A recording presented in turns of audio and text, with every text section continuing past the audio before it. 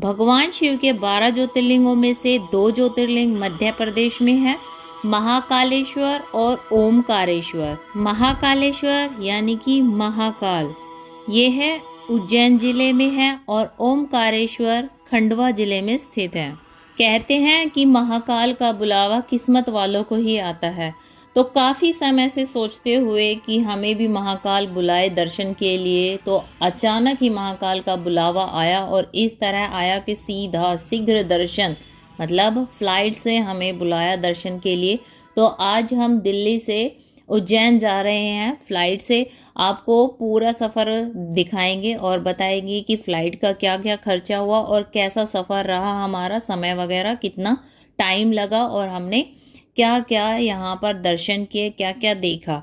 सही जानकारी ना होने के कारण कुछ श्रद्धालु कुछ खास तीर्थ स्थान की यात्रा करना भूल जाते हैं और जिसके कारण जब वो घर आते हैं तो पछताना पड़ता है उनको, क्योंकि वो कुछ खास जगह हैं जहाँ पर दर्शन करना बहुत ज़रूरी होता है, वरना आपकी यात्रा अधूरी मानी जाती है।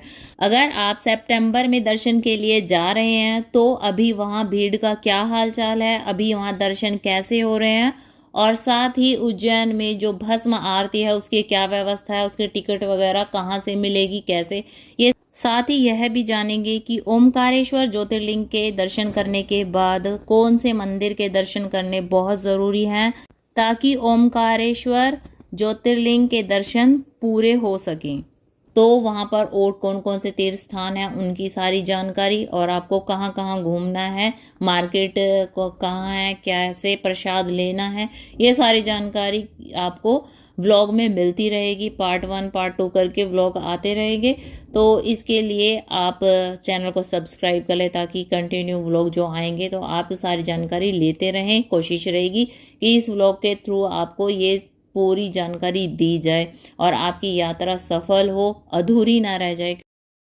हर हर महादेव, जय शिव शंभू। दोस्तों, अगर आप महाकालेश्वर और ओमकालेश्वर ज्योतिर्लिंग के दर्शन करना चाहते हो तो आपको जाना पड़ेगा मध्य प्रदेश के इंदौर सिटी में। तो इंदौर तक जाने के लिए आपको बस ले सकते हो, आप ट्रेन ले सकते हो और फ्लाइट से जा सकते हो, या फिर आप दर्शन के लिए बाय रोड भी जा सकते हो। दिल्ली से इंदौर काफ़ी बसें भी चलती है और आपको ट्रेन भी मिल जाती है इंदौर तक की, और उज्जैन की भी कुछ ट्रेनें हैं, और बाय रोड भी जा सकते हो। समय की बात करें तो अगर आप रात को ट्रेन में बैठते हो तो सुबह उतार देती है, और बस में भी कुछ इसी तरह, मतलब मोस्टली आपको 12 घंटे का समय लगता है। कार से भी आपको इंदौर तक पहुंचने में 12 घंटे का समय लग जाता है। अगर बाय रोड जा रहे हो तो डिपेंड करता है कि मौसम कैसा है, तो 12 घंटे में आप महाकालेश्वर भी पहुंच जाते हैं। लेकिन हम जा रहे हैं आज फ्लाइट से, तो बात करें फ्लाइट की तो फ्लाइट का कुछ समय जो हमें बताया गया है, जो यहाँ हमारे पास बोर्डिंग पास में शो हो रहा है उसमें समय बताया गया है दिल्ली से इंदौर का 1.5 घंटा, मतलब 12 घंटे का सफ़र फ्लाइट से जो हम कर रहे हैं तो 1.5 घंटे में इंदौर हम पहुंच जाएंगे।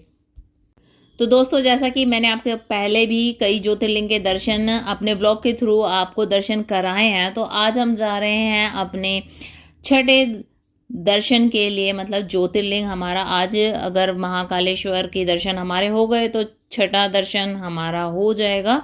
तो चलिए शुरू करते हैं सफ़र। अर्ली मॉर्निंग हमारी फ़्लाइट थी सुबह 5 बजे की, तो हम उठ गए थे। उठे तो क्या थे, रात को सो ही नहीं पाए, 12 बजे सोई थी और उसके बाद मैं 1:30 बजे के करीब फिर से उठ गई। एक्साइटमेंट इतना था, तो उठकर हम नहा धोकर तैयार हो गए और हमें यहाँ से 2:30 बजे निकलना था एयरपोर्ट के लिए। दिल्ली एयरपोर्ट पहुँच गए हम टाइम से और हमने अपनी फ़्लाइट टाइम से ले ली। फ्लाइट से जो नज़ारे मैंने इस सफ़र में देखे शायद ही कभी और हमें देखने को मिले, क्योंकि बारिश का सीज़न था, तो बादलों की काली घटाएं, चमकती बिजलियां और बादलों में जो ऊंचे नीचे पहाड़ जैसे बने हुए थे, वो देखने में ऐसे लग रहे थे जैसे कि कोई अलग ही दुनिया यहाँ बसी हुई है। और जैसे जैसे टाइम थोड़ा थोड़ा चलता रहा तो सूरज भी निकलना शुरू हुआ, और जैसे ही सूरज निकला ना, तो जो लालिमा जो सूर्य की जो छा जाती है चारों तरफ, धीरे धीरे जो हल्की हल्की सी आती है ना, उससे तो और भी सुंदर लग रहा था। ऐसा लग रहा था जैसे हम मतलब बादलों पे तो चल ही रहे हैं, लेकिन जब सूरज निकलता है तो बहुत ही ऐसे अपने आप को हम उनके पास महसूस करते हैं। और ऊपर की तरफ देखें तो ऊपर भी बादल, सच्ची में ऐसा लगता है कि जैसे ये दुनिया एक अलग ही दुनिया में आज हम चल रहे हैं। सपनों वाली दुनिया लग रही थी मुझे। बहुत ही अच्छा व्यू था। कमेंट करके ज़रूर बताएं कि आपको ये व्यू कैसे लगे।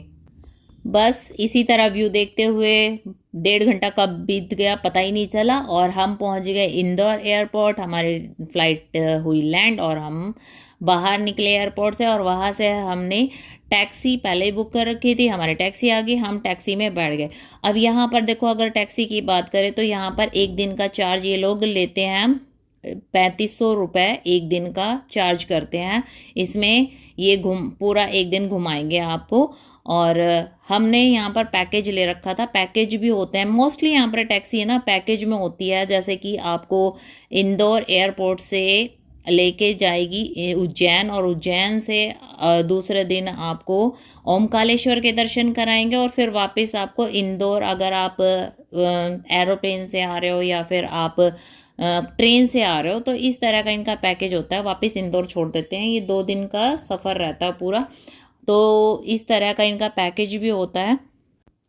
तो अब बात करें टैक्सी की, तो टैक्सी हमारी है, हमें यहाँ से इंदौर से पहले हमने प्रोग्राम बनाया है ओमकारेश्वर के दर्शन करेंगे। उसके बाद हम उज्जैन जाएंगे, और उज्जैन में जो आसपास की जगह है वो भी हमें घुमाएगी ये, और फिर वापस हमें इंदौर एयरपोर्ट छोड़ेगी। 2 दिन का हमारा टूर है, और 2 दिन में हमें सारी चीज़ें कवर करनी है।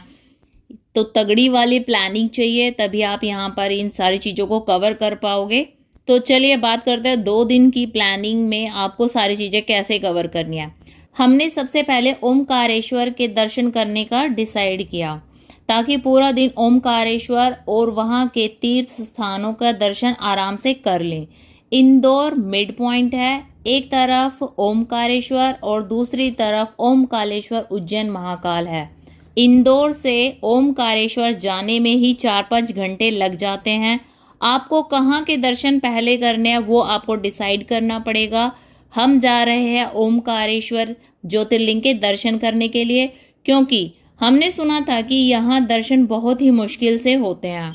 होता क्या है कि अधिकतर श्रद्धालु पहले उज्जैन महाकाल के दर्शन करते हैं और दूसरे दिन ओमकारेश्वर के दर्शन के लिए निकलते हैं।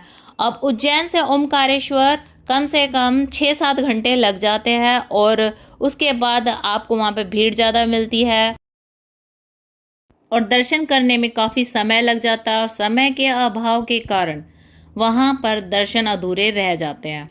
साथ ही एक खास मंदिर जिसके बिना ओमकारेश्वर के दर्शन अधूरे हैं, उसे भी छोड़ देते हैं। तो आगे मैं बताऊंगी वो कौन सा मंदिर है जिसके बिना ओमकारेश्वर के दर्शन अधूरे हैं। ये सारी चीज़ें, ये सारी जानकारी आपको वीडियो में अच्छे से मिलेगी कि कौन कौन से जगह हैं जहाँ आपको दर्शन करने बहुत ज़रूरी है।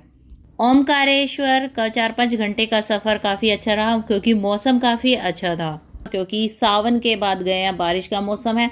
तो यहाँ पर बात करें मौसम की तो बहुत ही अच्छा, बहुत ही सुहाना मौसम, हरा भरा हरियाली। रास्ते में ही मेन रोड पर पड़ता है माँ अन्नपूर्णा का मंदिर। तो सबसे पहले हमने माँ अन्नपूर्णा के दर्शन किए। बहुत ही अच्छा मंदिर है, कलाकृति यहाँ पर बहुत ही सुंदर की हुई है, तो ये मंदिर जरूर देखें। और ये मंदिर देखने के बाद हमने ओमकारेश्वर की यात्रा शुरू की। अगर आप सितंबर मंथ में आ रहे हो ना, तो आपके दर्शन बहुत बढ़िया होने वाले हैं, क्योंकि यहाँ पर ना गर्मी बहुत ज़्यादा बढ़ती है। ये वाला जो सीज़न में हम गए थे सितंबर मंथ में, यहाँ सीज़न बहुत बढ़िया था, बादल छाए हुए थे, धूप बिल्कुल भी नहीं निकली। रास्ते में एक ये रेस्टोरेंट है, ये सबका फिक्स होता है, तो टैक्सी वाले भैया ने यहाँ रोका, और यहाँ का जो खाना था भाई बहुत बढ़िया था। ब्रेकफास्ट किया हमने, और बेस्ट है सारी चीज़ों में से यहाँ का पोहा। सबसे बेस्ट था, मस्त एकदम, टेस्ट में बहुत बढ़िया लगा हमें। और हमने थोड़ी थोड़ी चीज़ें भी, सारी चीज़ें ट्राई की और यहाँ पे एनवायरनमेंट भी सारा अच्छा ही था। हम पहुँच गए ओमकारेश्वर और बीच बीच में जब आँख खुली तो हम नज़ारे भी देखे हमने। में आपको होटल मिल जाएंगे, रूम मिल जाएंगे। अगर आपको थोड़ा चेंज करना है, नहाना है, फ्रेश होना है तो वो आप कर सकते हैं। तो हमारे ग्रुप में जिनको फ्रेश होना था, थोड़ा कपड़ा चेंज करना था, तो उन्होंने रूम ले लिया और हमने ये टाइम यूज़ करने के लिए हम पहुंच गए नर्मदा नदी के घाट पर। और यहाँ जाकर हमने देखा कि यहाँ पर काफ़ी लोग स्नान कर रहे थे और काफ़ी ज़्यादा पानी था नर्मदा नदी का, क्योंकि बारिश का सीज़न था, तो इसीलिए भाई बोट भी नहीं चल रही थी। नर्मदा नदी भगवान शिव की पुत्री है और ये बहुत ही पवित्र जल है। इनका इनका एक एक जो कण है वो शिवलिंग के समान शिवलिंग ही है। और ये जो शिवलिंग है बहुत ही खास शिवलिंग है, एक एक पत्थर यहाँ पर बहुत पूजनीय है। तो हमारे पास टाइम था, इसीलिए मेरे हस्बैंड का मन हो गया और उन्होंने यहाँ पर नर्मदा नदी में लगाई डुबकी और यहाँ से हमने लिए शिवलिंग। और नर्मदा नदी के किनारे पर ही बसा हुआ है ओमकारेश्वर। आप ओमकारेश्वर के दर्शन के लिए बोट से जा सकते हो, ब्रिज से जा सकते हो। अभी पानी ज़्यादा था तो इसीलिए बोटिंग बंद थी इस समय। ब्रिज से जाने में भी अब ज़्यादा समय नहीं लगा, 15 मिनट में हम ब्रिज क्रॉस करके आराम से मंदिर तक पहुंच गए। जिस टाइम हम यहाँ पहुँचे तो यहाँ पर बज रहे थे 12 और इस टाइम भगवान शिव जी का भोग प्रसाद जो दोपहर की आरती होती है वो चल रही थी। तो हमें थोड़ा सा लाइन में इंतज़ार करना पड़ा। आधा पौना घंटा इंतज़ार के बाद लाइन शुरू हुई, दर्शन शुरू हुए। और लाइन में दर्शन जब हम किए तो लाइन में ही हमें कम से कम 1 घंटा लग गया। दोस्तों, आपको एक महत्वपूर्ण जानकारी ये देना चाहूँगी कि यहाँ पर ओमकारेश्वर में बहुत ही लंबी लंबी लाइनें लगती है और नीचे से भी दर्शन के लिए लोग आते हैं और ऊपर से भी दर्शन के लिए, ब्रिज के रास्ते से भी दर्शन के लिए लोग आते हैं और एक जगह मर्ज हो जाते हैं।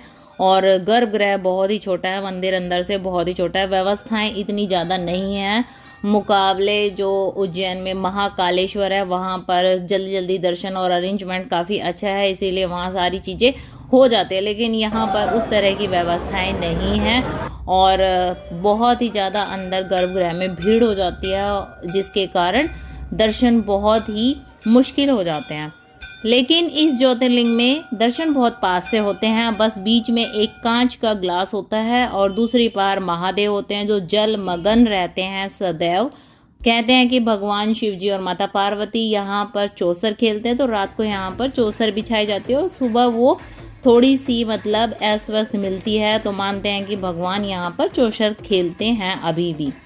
ओमकारेश्वर महादेव 2 भागों में बटा हुआ है, ओमकारेश्वर और ममलेश्वर महादेव।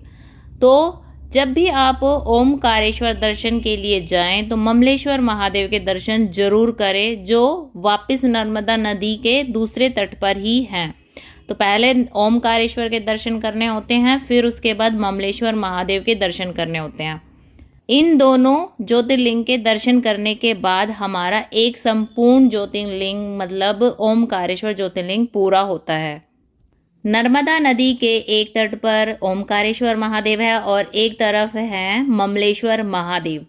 जब हम यात्रा शुरू करते हैं तो उसी तरफ ममलेश्वर महादेव है, लेकिन पहले ओमकारेश्वर के दर्शन जरूरी होते हैं। तो ओमकारेश्वर के दर्शन करने के बाद हम नदी के इस पार वापस आए और हमने फिर यहाँ से ममलेश्वर महादेव के दर्शन किए। तो ये रहे ममलेश्वर महादेव, यहाँ भी हमने दर्शन किए और पंडित जी से काफ़ी पूजा पाठ भी हमने करवाई, जल अभिषेक उन्होंने हमसे करवाया। थोड़ी देर मंदिर में भी बैठे हम यहाँ पर और फिर हम यहाँ से चले उज्जैन महाकाल की ओर, क्योंकि शाम के टाइम हमें वहाँ का कॉरिडोर देखना था। ओमकारेश्वर ज्योतिर्लिंग से उज्जैन महाकाल कम से कम 5-6 घंटे का सफ़र है। महाकाल कॉरिडोर रात में देखने के लिए 9 बजे तक का हमारे पास समय था, इसीलिए हम यहाँ से टाइम से चल दिए। दोस्तों, इस तरह हमारा एक दिन का ट्रिप प्लान ये रहा। इसमें हमने अन्नपूर्णा देवी मंदिर का दर्शन किया, नर्मदा नदी का दर्शन किया, ओमकारेश्वर और साथ ही ममलेश्वर महादेव ज्योतिर्लिंग संपूर्ण दर्शन किए। इस वीडियो में मैंने आपको नर्मदा नदी के बारे में महत्वपूर्ण जानकारी दी, साथ ही ओमकारेश्वर और ममलेश्वर महादेव से जुड़ी हुई कुछ जानकारी आपके साथ शेयर की है और इनके दर्शन किस तरह करने हैं ताकि आप जल्दी से और आपके सारे संपूर्ण दर्शन हो सके। साथ ही मैंने इस वीडियो में टैक्सी प्राइजेस भी आपके साथ शेयर किए कि यहाँ पर किस तरह के टैक्सी प्राइजेस हैं। मौसम की भी जानकारी दी है कि आपको किस मौसम में यहाँ पर दर्शन करने चाहिए। अभी यहाँ पर कैसे मौसम है, भीड़ कैसी है यहाँ पर सितंबर के महीने में। सितंबर के महीने में अगर आप दर्शन करते हो तो यहाँ पर क्या व्यवस्थाएं हैं और कैसे दर्शन हो रहे हैं। और अभी आगे की जो वीडियो है उसमें करेंगे महाकाल के दर्शन, भस्म आरती हुए और कॉरिडोर, ये सारी चीजें दिखाएंगे। तो चलिए अगली वीडियो में महाकाल के दर्शन करते हैं। आना जरूर महाकाल के दर्शन इस वीडियो के माध्यम से करने के लिए। तो वीडियो को यहीं खत्म करते हैं। जय महाकाल।